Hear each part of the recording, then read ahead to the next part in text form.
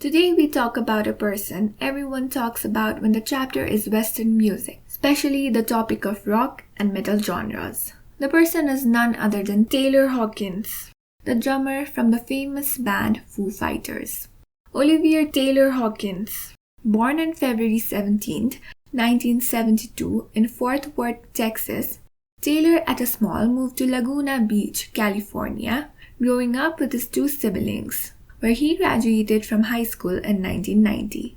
The high school was indeed his beginning to the music career when he met John Davidson, the lead vocalist of then a famous band named Yes. Influenced mostly by Roger Taylor of the famous band Queen and Stewart Perkins of Jane's Addiction, he could have a wide range of playing styles. He started playing drums with local bands and eventually got a chance to play for Sass Jordan. Although he was regularly getting good places to showcase his skills, his major breakthrough came when he was Alanis Morissette's drummer on the tour supporting her new albums. His beginning with Foo Fighters is no more than a beautiful example of a written fate. After his tour in 1996, he was again back to bass, while the band Foo Fighters were preparing for their second album. This was the time when a conflict between founder of the band, Dave Grohl, and drummer William Goldsmith raised, and with certain effect Goldsmith left the band. As said, someone's trash is a treasure to next. After this, Grohl contacted Taylor to join his band, and on March 18, 1997, he was officially announced as drummer by the band.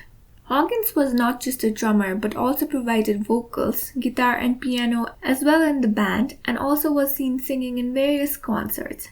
His certain rise to fame was just inevitable. Yes, to every sight of his success, he had a dark life hidden away from his drums and concerts.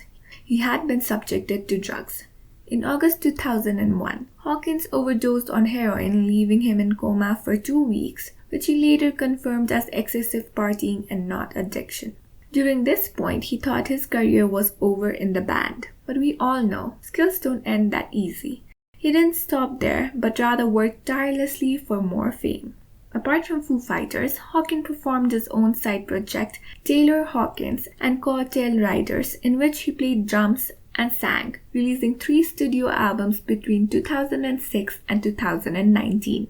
With all his immense work, Hawkins was inducted into the Rock and Roll Hall of Fame in 2021 as a member of Foo Fighters, also being voted the best rock drummer in 2005 by the British drumming magazine Rhythm. Ups and downs with peak and rock bottom, but continuous and no breaks in between. All his darker side became his and his fame's enemy as Hawkins died of a drug overdose on March 25, 2022 in Colombia at the age of 50. A toxicology report showed traces of 10 substances in his body, including antidepressants.